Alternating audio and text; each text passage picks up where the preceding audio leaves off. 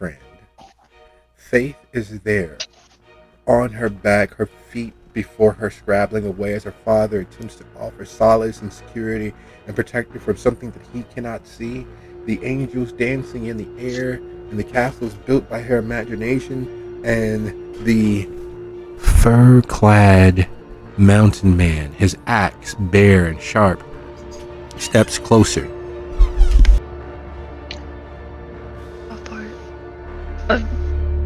Faith sees that her father can't see this thing, so she's gonna try to get him kind of behind her to protect him. So she's do that? So I mean, she's way purchase. smaller and weaker than him, so if he doesn't let her, she probably won't be able to. That is interesting indeed. Would you be so kind as to go ahead and roll your strength and athletics? You do have a +1 because it is not something that is expected. He is offering solace and succor and attempting to take care of his baby girl, True, because whatever it is that she's seeing, whatever it is that she's in the midst of, he knows in his heart that it is 100% because of her associations there in the city. It is almost perfectly simpatico that when talking of the stressors of the city, that this vision, what this break that she is suffering is clearly because of the stress that she's under. Clearly the sway of the city is taking a hold. He's calling out, he's True, honey, baby girl, True, are you okay? Can you hear me? And she's scrabbling for purchase, attempting to do, strangely enough, with the combination of her teachings here at his pulpit, here in the congregation of her family, and the actions of her very undead associates. They often put themselves in harm's way. They often shield those things that matter to them, and she is here attempting to do the same. It's odd how one thing bleeds into the next, how the actions and the truths that she was shown growing up are carried out more often by those unliving monstrosities that she calls friends and associates.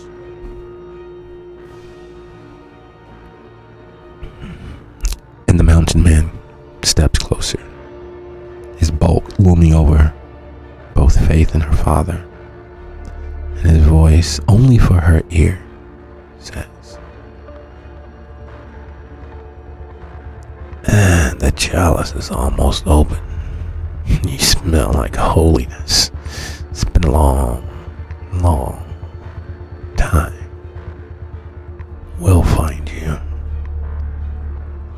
And as she's still scrabbling for purchase against her father, that voice echoing and crawling around her head like some slimy dead ball that refuses to lay still and dry out in the sun, the image of the mountain man vanishes, leaving her alone, her cheeks moist, her shoes scuffed, her father literally unable to identify what this was, but blaming the city and its effects on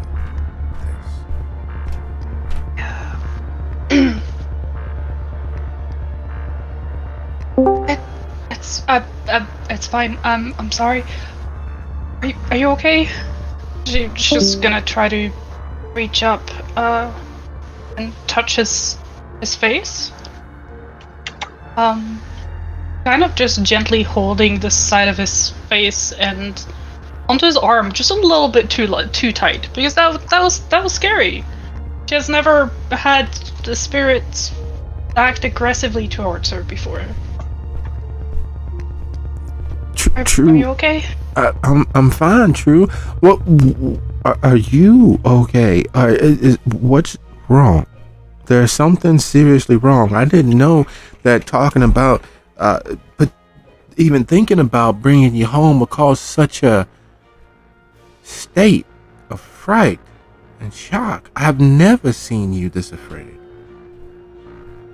Even when the June bugs would crawl on your legs down by the lake. What's going on, True, honey? This is not normal for you. or anyone else. I just, I thought I saw something. It's. She kind of does that like glance over her shoulder as if she's expecting the thing to still be there because she's an idiot and she doesn't know what she's doing. Which is not at all probably helping her case of being totally sane and fine. But you know, is not. There's no parent that wants to see their child in any semblance of harm, even if that harm is coming from the thoughts and bombardment of emotions in their own mind. So the worry on Faith's father's face is palpable. You can see the celestial mathematics he is doing in regards to assuring his child's safety. You can see that it is all but a foregone conclusion that he will do what he can to ensure that Faith is once more home in the safety of the bosom of family and community.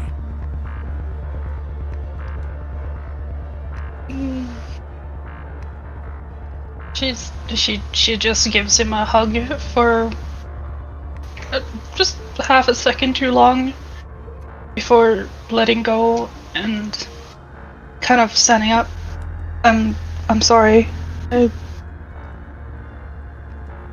Honey, there's nothing to be sorry about. That place is clearly too much for you.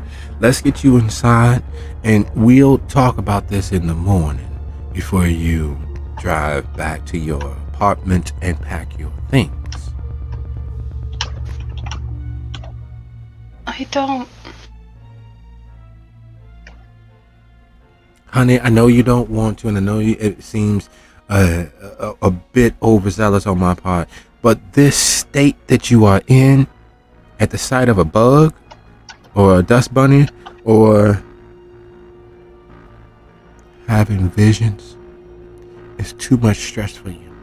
It's too much stress for anyone. That's why all of the prophets were believed to be mad in their time. Honey, don't make this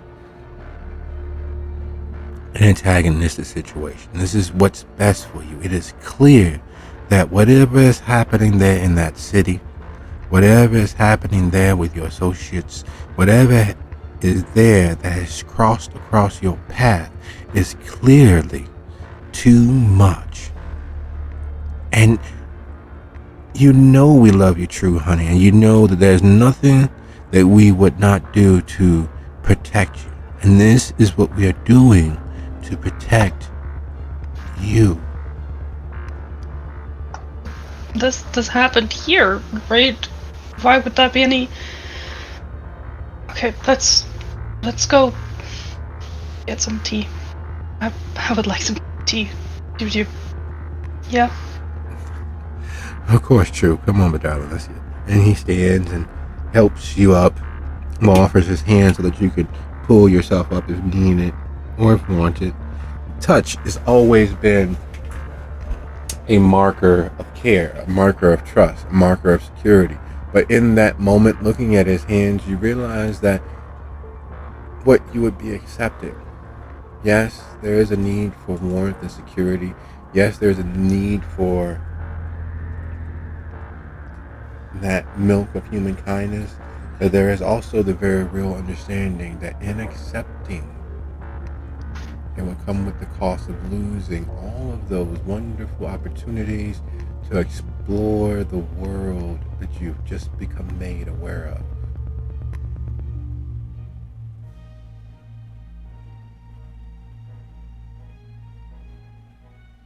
Oh boy.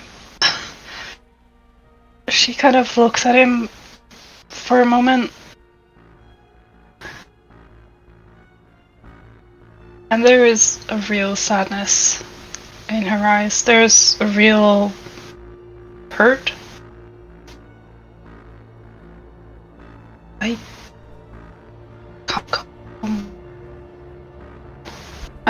can't. I've worked so hard for my studies, for the people that I love there.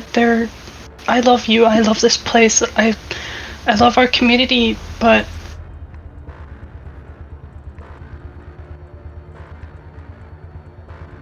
can't hide away here. I'm sorry.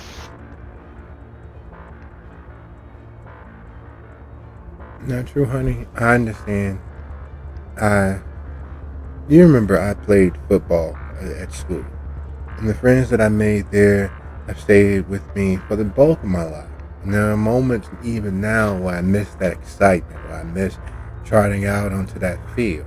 And God knows why they painted it blue, but I miss trotting out onto that field. I miss the sounds of the crowds. But my calling, what God had gifted to me, is better served here in this community. And I fear that that's the same for you. I know that it's the same for you, but I also know that cost, that sacrifice that you will feel. You will feel that you should be out there in the world when that is clearly not what's best for you.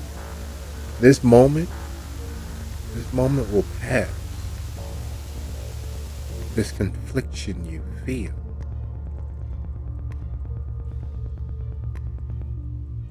Everything eventually does. What do you mean? Nothing lasts. How? How? Mm, It's I'm not asking forever. Like, it's not. It's Boise. It's not. It's what? It takes me like 2 hours to drive here. It's not. I'll come home every weekend if you want me to. I'll work around my shifts, but I don't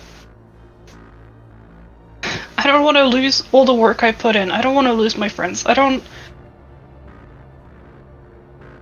want to lose that. And even if this is my calling, how do we know that it's here and not there if that's where, I don't know, awakened? I still not entirely sure I believe what's even happening. But it's not.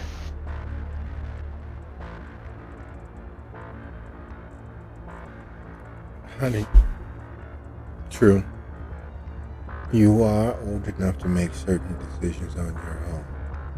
But the stress that you've put yourself under, to be so fearful and frightful here, to be in association with clearly troubled individuals, those are not the decisions of someone who's looking out for their best interests. That's not the decision of someone who is considering the value they have and the love that waits for them. Do you mean Manfreda? I met her once. I think she might have said hello to me, and that's about it. It's not like I hang around with her or anything.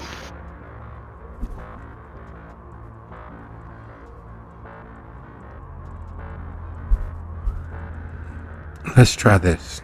Let's meet each other halfway. You said that you're going to come home every weekend. Let's try that for a month. And if these episodes continue, and if this fright continues, if this state continues, we both know where you belong, here with us. But for now, let's have some tea, True. Let's sit and enjoy a cup and watch the last few rays of the sun. You think we can do that? Yeah, let's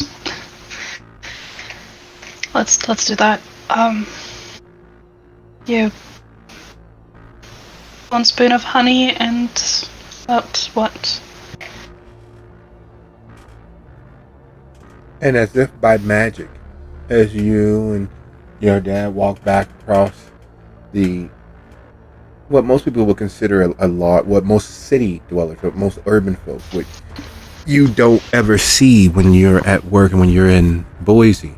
What is considered a small lawn here, the space from the house to the garage, would be considered enough space for 2 and 3 different apartment buildings in Boise. But here, out here in God's country, it's a small little bit of nothing. A small, humble patch of land that your family resides upon. When you make it back to the house together, somehow the smile comes easier. The warmth returns, and your mom is already sitting there on the porch swing waiting for your father. Small end table already set with 2 additional cups of tea for you and him, prepared the way that you like. It's properly steeped. And your mother, unlike most, refuses to buy that Lipton crap. We are not a microwave family, she's often fond of saying. And that includes things that others take for granted. Real tea leaves in a pewter steamer so that you can steep it to your own taste. Honey pulled directly from the hive. Butter churned once a week and stored in your cellar. Its natural, cool temperature, often the place where you kids will hide during summer chores. It's a little bit of homespun medicine, a little bit of the hearth of humanity to warm yourself by. And it's, again, a symbol of just how far your associations have come, considering that the warmth of the day, which you rarely take notice of, seems so much brighter here. And yes, it's already well into fall season, October having just recently passed, and November well underway, the weather having already changed. The slight breeze blowing the leaves across the lawn in front of you, and the tangerine orange of the sun setting just behind the ridge. All things that bear loss. All things that have slipped past your notice, existing even peripherally in that eternal world of night. That world that was open to you as Connor was punctured and perforated and driven nearly insane with anger and rage as his fangs bore in front of you. And you can still, even now, feel the rustling of the steel air past you as he tossed you aside like a sack or a discarded child's toy, as you landed crumpling with far more force than you've ever been victim to. And he stood as one after the other of the crossbow bolts struck him. It's only now you realize that those crossbow bolts were designed to kill things, and yet he kept moving. And then Monty, bearing his fangs and leaping into the fore, his trench coat furling behind him like something off of a movie, while Connor rushed towards you, dragging you to your feet. More crossbow bolts flying past you as he moved incredibly fast, far faster than you've even seen the varsity boys on the football team and the varsity volleyball players and the varsity girls team, who are all skilled athletes, strong and lithe. And the rest of the day begins to fade a little more into shadow of thought. But there is a clear difference between that world and this one.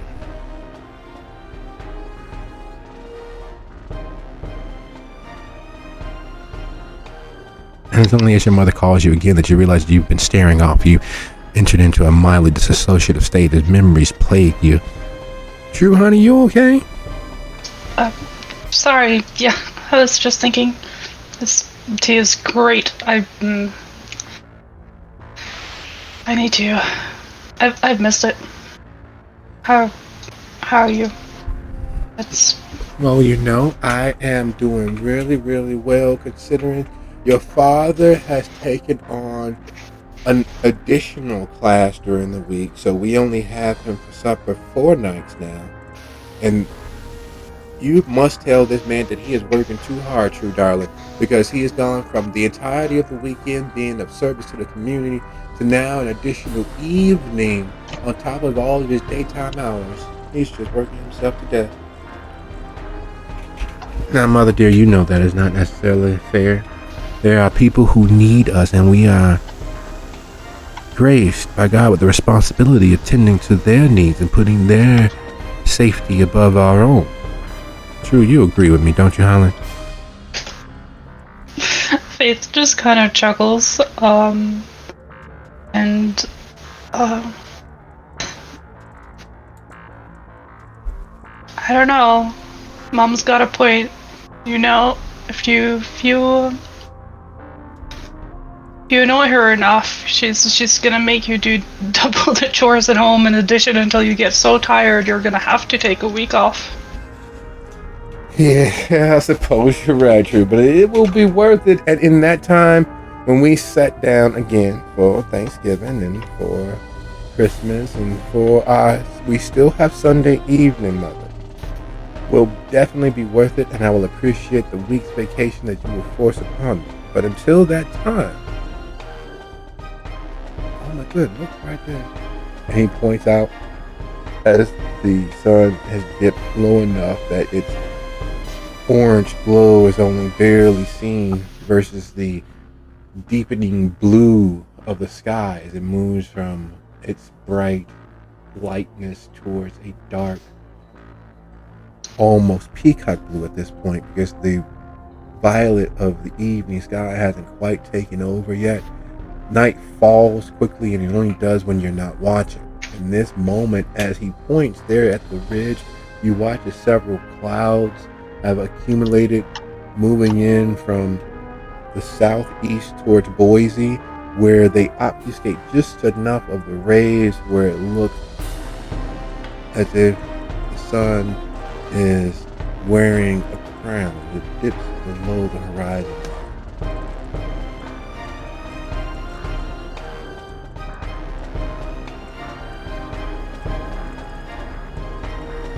Now that, true honey, is a sunset. Oh, I don't know. We get pretty sunsets in the city too. Nothing like this though. She just smiles. Like she's enjoying this time a lot. Same time, it's hard not to feel trapped. It's hard not to feel like all of this comfort is almost a little suffocating. It's almost a little. It's like that cheese on a mousetrap, or that strips that you put out to catch flies. It is. A little bit like both. It is. The trap of safety and security, never knowing the danger, the adrenaline that came. Because the secret of it all, what Faith still hasn't quite had the opportunity to analyze. When Aaron snatched her to her bosom and carried her through the crowd of ravening beasts that arose from that moment of miraculous intervention, Faith's heart was pounding. Her blood was flowing freely, not just because of the scars on her back, but because it really got her pulse rate up. It really, even though Aaron was doing all of the lifting, all of the carrying, all of the running, it felt as if she was running, as if she was charging into the wind and unfurling her hair, leaving it trailing behind her. That exhilaration of movement, that effort and exertion, it felt enlivening. She felt not safe, not secure, but she knew everything would work out. And that pulse pounding moment of seeing those faces turn to her, fangs bared, eyes nearly pinpricks, there's nothing like it.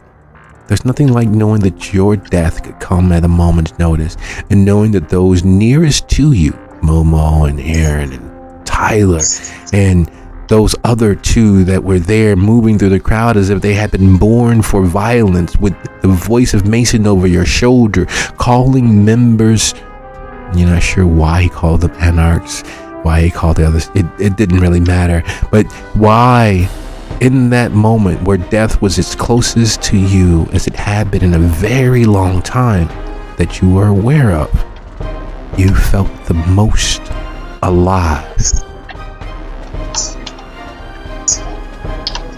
I'm hearing thrill seeker. I'm hearing close to death, and also hearing a little bit of stupidity. Are we talking about me? You were mentioned by name. We are just wrapping up a little bit with Faith because we have an opportunity to do a small little segue for her vignette with voice. Welcome, Mason. How we doing? Hey. Hey. Oh, it's going fine. Starting my last day of work for the week. Tuesday, Wednesday, I'll be clear and free to go, hopefully. But, no. I love how what I wanted to be an introductory scene for the brothers has turned into, like, an entire city pouring into the sewers. All these things happen. It is Boise, after all. Yep, that's just seems to be the way it is. Well, all I can say is, no, I love it. It's fucking hilarious. Because you've got some people who are going to find out really quickly that the sewers are not your friend, and you've got other people that'll be like, oh, the sewers are actually pretty chill. It just depends it all depends on how they interact with us. Also, Hatsu told me that this is the perfect moment to establish. Faith, you are aware of the difference between the two places where you've existed. Here, home in the bosom of family, and there in the city, in the bosom of your own burgeoning understanding that the world is a much wider, darker, deeper place. The line of goodness to less than has grown exponentially in this last few months, in these last few weeks, as you rush toward the end of the year. There's a realization in that what you assumed of the world is far wider. There's more color and more depth. And try though you may to not see it, there's definitively more darkness to the shadows therein. Where does that place you as you sip the lovely rhubarb, dandelion, and cranberry tea? And it doesn't really put her anywhere else, right?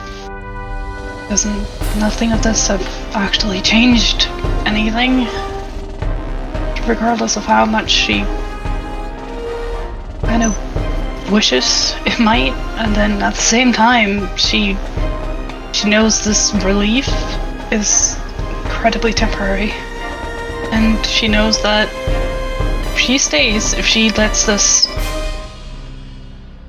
pulling thing pass as she's understood it can, she's putting all of this at risk. She's putting her entire family at risk. She's putting her entire community at risk.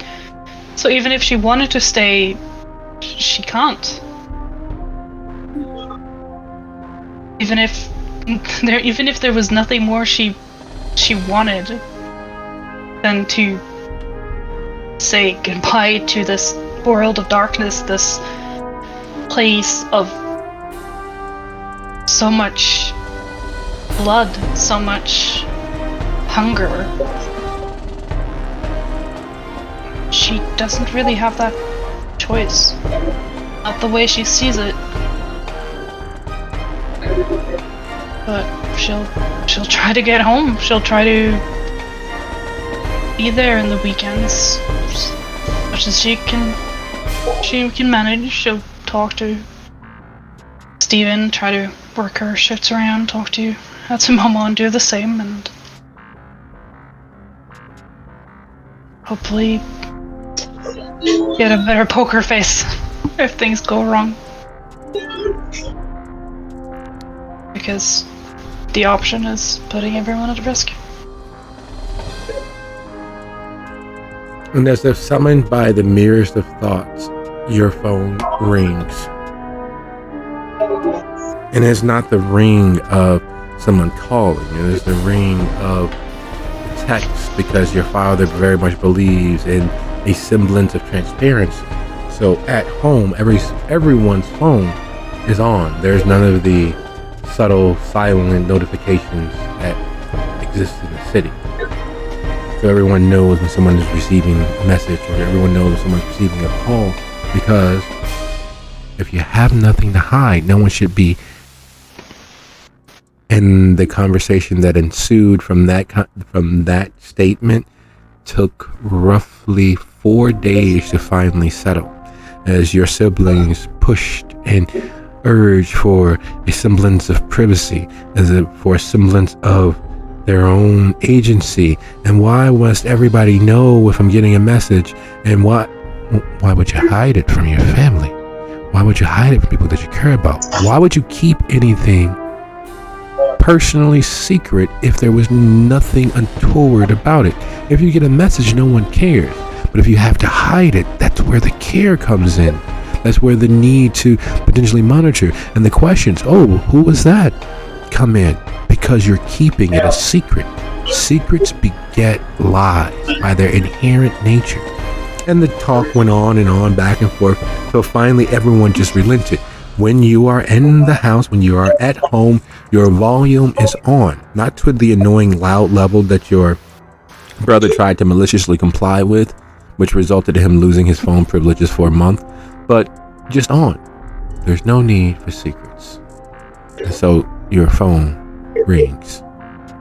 It takes you a minute to realize that it's a text message, because when you're in the city, when you're at Momo, when you're at work, when you're at school, your phone's on silent. I'm like a sane person. She's like 90% sure that not checking her phone is just going to make people ask questions, so she's gonna check her phone and hope that this is completely irrelevant and benign and she won't have to lie about it. It is evil. He is at a party at the Grove. He is showing you the hotel room where the pillow party had been rescheduled. And while he's doing his level best to be respectful and not overshare, you can tell what sort of toys, even from a distance, that the party is centering on. That's incredibly inappropriate. Oh boy. It is. Yeah, is this a video or what is it? It's just pictures, and they are far enough in the back where you can easily not focus on them. But the fact that it's that sort of party, and you see that there are quite a few varied individuals there, raises several questions in your head. After all, sitting next to your father with those pictures flying across your screen could raise issues, but luckily, true to his word, none of his business. There's no reason to question. There's no reason to ask anything. There's no reason to pay any attention at all. There are no secrets. And he sips his tea and talks to your mom while you cycle through the pictures. Does she recognize anyone in them besides Steven? Yes. And that's the part that worries you. Because there in the background is the gentleman you saw at the event. As you were being carried out, he was being face planted by one of the others who fought to help you escape. You clearly remember his face going through a table into the ground, followed by, you're not sure whether it was it's called an elbow drop or a people's elbow or whatever it was that the other clearly vampire was doing to him, but it was not something you'd expect someone to look so healthy, pale, and party after. Yeah, she's gonna have to send a message back and be like, hi Steven,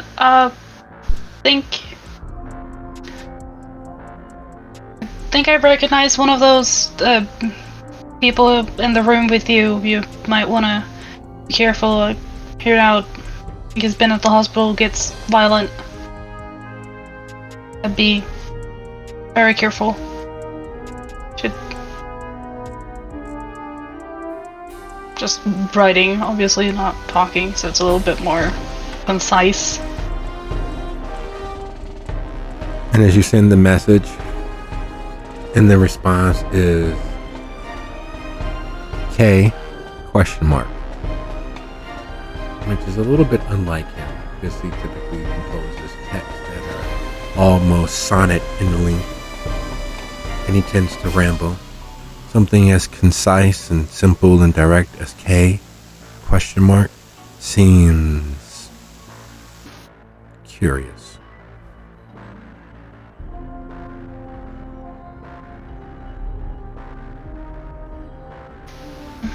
Was he in the pictures?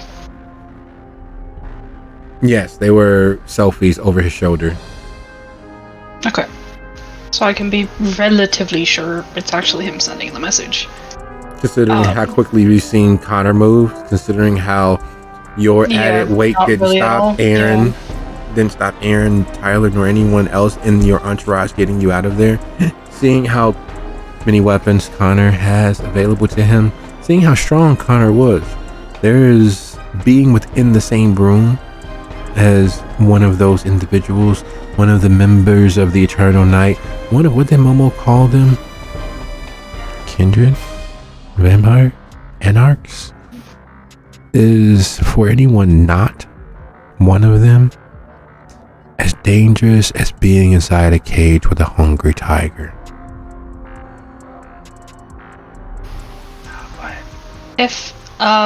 If you were gonna have a call in this house, you just stay in the room? You go to the next call over so they can hear you talk but not really disturb people, or? Yes, you typically would move away to have a call. And there's no question in it because, certain conversations are not for everybody. However, it's still that openness of I'm having a phone call, or it's still that openness of I'm receiving a phone call, I'm receiving a text. The idea of secrets is what your father and your mother were standing against, not you all having your privacy in your life. And that's a little hard to balance because there's just some things you don't want anyone to hear.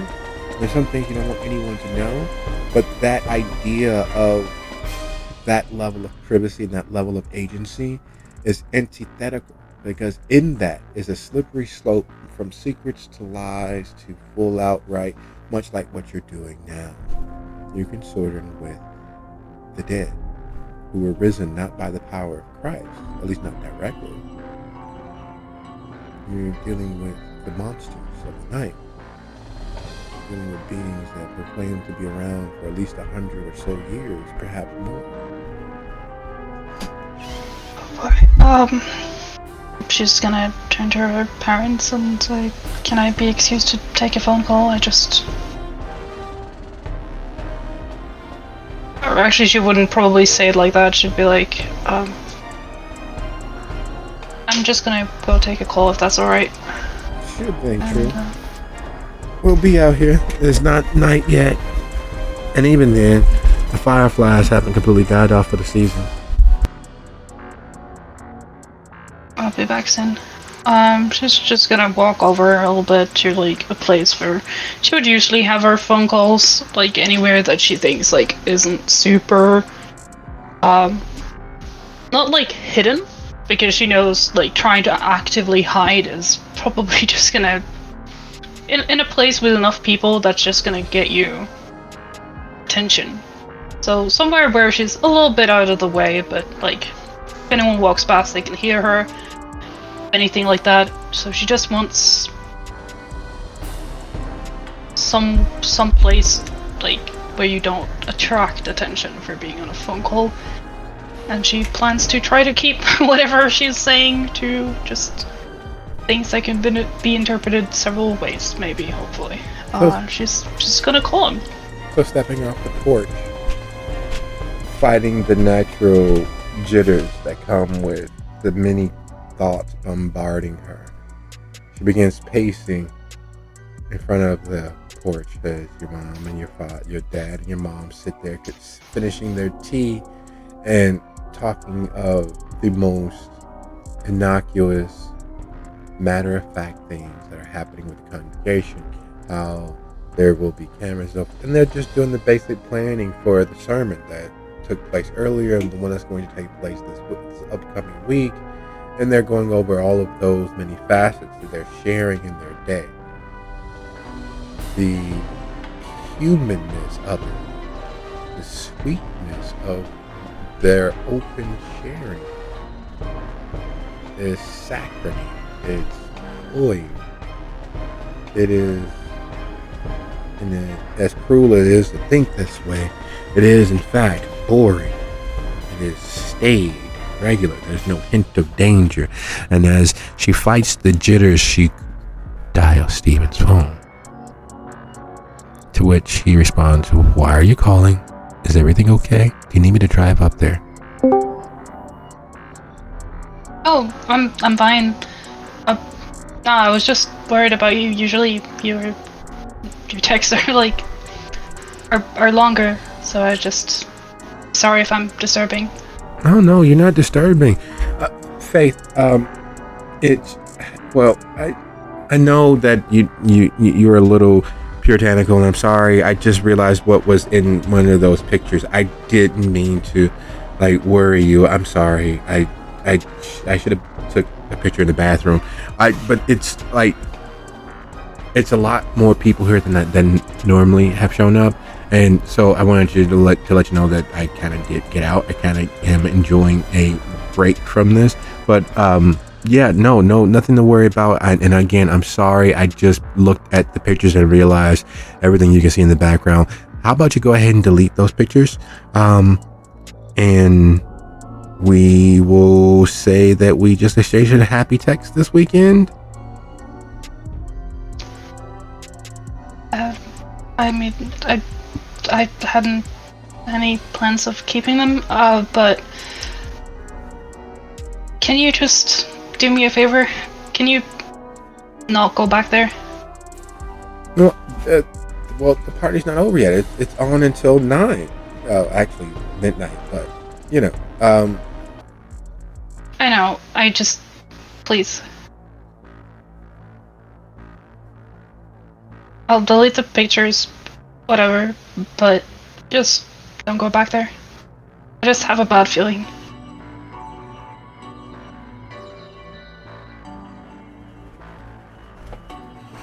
Is there something you're not telling me, Faith? I already told you. Okay. Okay. I am walking to the elevator right now. I'll text you when I get home. You do the same. I'm probably gonna be here tonight, but I'll be back in the morning. Alright, sounds like a plan. Let's go for coffee. Sounds good. I'll meet you by your place. There's a coffee shop about 2 blocks from where you say you stay.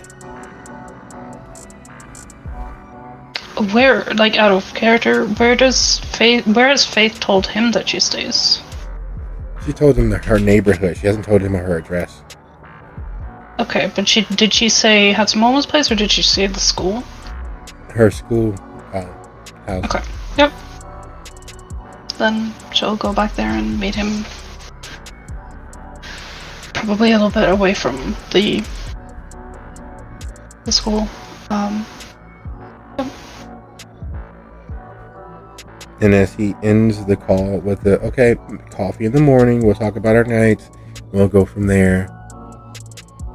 You can hear the ding of the elevator in the distance. Okay, see you then. Good night. I'm just gonna hang up. As you hang up and you realize that you potentially saved a kindred's victim. Because as dedicated as he is to work, there is an essence of loneliness about him. There is an essence of more than a little confusion. And you end the phone call and you look towards the porch, and the normalcy of it, the warm, flowing sweetness of it is too much.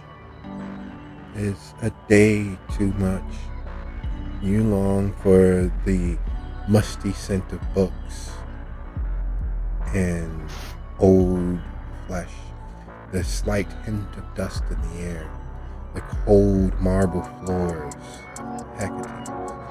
You long for the safe boost of adrenaline that you get when either Aaron or Tyler or one of the others that Momo has told you are members of the undead come near.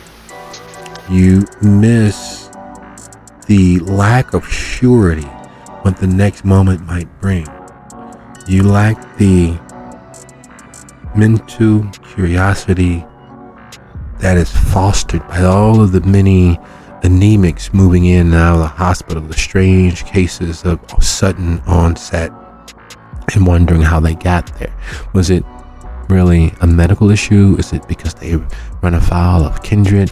Where were they when they potentially met the kindred that did this to them? And so forth, so on. All of the mysteries that abound, all of the mental differences and excitement that you have in Boise. And it's a little sad.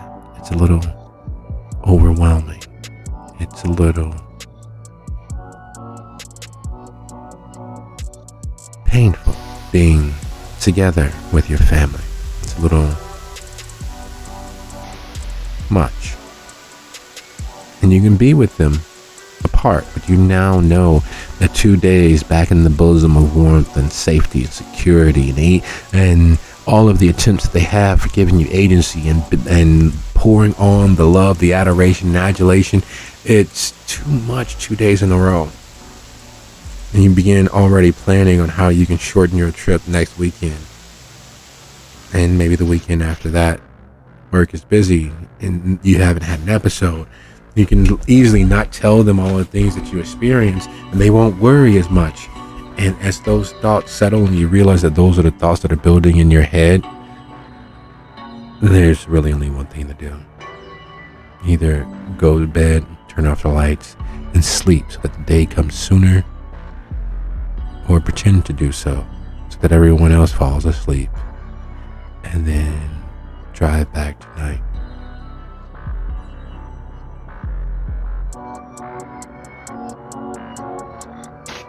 Oh boy.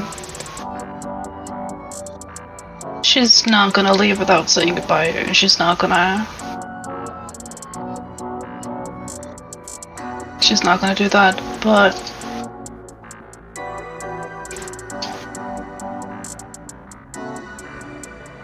she might go back up to the deck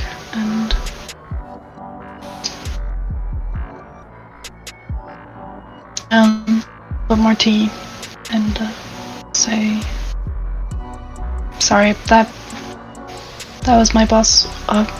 Would you mind terribly if I go back to the city tonight? I don't want to scare you, but I'll stay if you want me to, but